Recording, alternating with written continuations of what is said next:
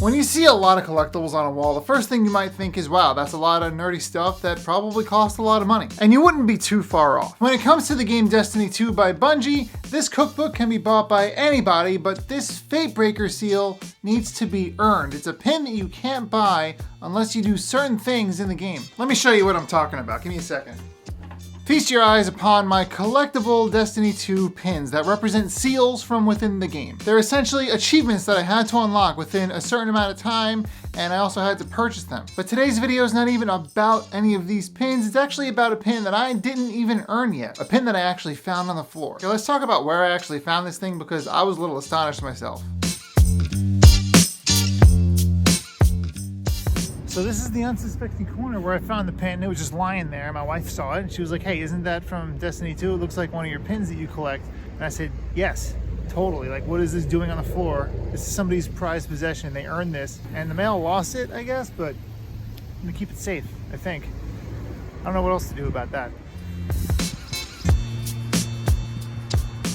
So there it was, just laying in the gutter around the shattered remains of what was once its beautiful case, almost itself destroyed, and I had to make sure that this thing at least had a home with me. Because otherwise, well, I don't even want to think about that. So let's go over why this particular pin being found in the wild struck me so hard. Let's talk about how hard it is to earn Fatebreaker in Destiny 2. But to do that, we're actually gonna load the game up and I'll show you what I'm talking about. First and foremost, players need to complete a raid called the Vault of Glass in Destiny 2. Now this is a 6-player activity that requires concentration, collaboration, and people who know what they're doing. This is considered an end game activity, so you'll do this when your gear's all leveled up and you're ready for some really cool challenges. As a matter of fact, you can't even get into the Vault of Glass without people collaborating and keeping on their plates and doing what they have to do. So not only are players tasked with completing the raid's encounters itself, you also have to do challenges within each encounter that make it even more difficult. So let's just talk about this one called Eyes of Atheon. So essentially the boss of the whole raid is called Atheon, and it says defeat Atheon without destroying any supplicants. The best way to describe what a supplicant is, during the encounter, there's these floating alien robots that will literally explode. They group up and they explode.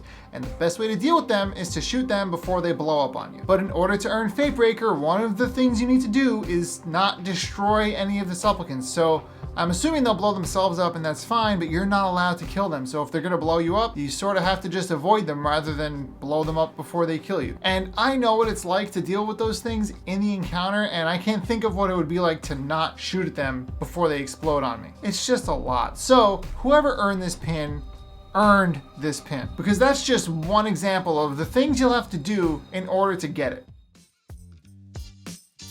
So I'm nowhere near earning this, yet I have it, and that makes me feel very guilty because this isn't mine. So I feel like I have to keep it safe because I found it in the gutter. But I'll never put it on my banner that I showed you earlier because those are my accomplishments. That's sort of like my grouping of things that I've done, and this isn't on the list. Maybe if I retroactively earn Fatebreaker over time, I'll put it up there, but not yet. How I would go about finding the rightful owner of this pin, I'm not sure. I did look on Craigslist to see if anybody put up a lost Fatebreaker seal posting in my area. Nothing about that. And I don't think putting flyers up really makes a lot of sense. So we'll see how this pans out. But in the meantime, I'll give it a safe home. But I hope this story gave you some insight into how Bungie's collectibles for Destiny 2 actually mean something. I think it brings a lot of weight to the game itself. And I think that since it results in something that you can hold, that makes it just that much more real. Because the experiences I had earning my seals, those are very real. Those are some friendship forming moments on my wall right there. And ultimately, when Destiny 2 is finished, whatever that looks like, I'll always have these pins to remind me of the good times I had with the game and the friends I made along the way.